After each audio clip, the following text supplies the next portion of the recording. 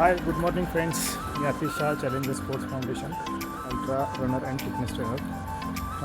बरीच वर्ष रन करताय पण टाईम वाढत नाही आहे, टाईम सुधारत नाही आहे. तर ह्यासाठी आपल्या रेग्युलर रनमध्ये, विकली रनमध्ये तुम्हाला टेम्पो रन आणि थ्रेशोल्ड रन हे नक्की ॲड करावं लागेल. आर्टिकल 26मध्ये मी दिलं होतं की ह्या रनचा बेनिफिट कसा आहे की टेम्पो रन हा आपल्याला साधारण 30-40 मिनिट हा कंटिन्यू जरी केला तरी चालू शकतो आणि साधारण हार्ट रेटच्या 4 झोन 4मध्ये 5मध्ये चांगल्या प्रकारे जातो.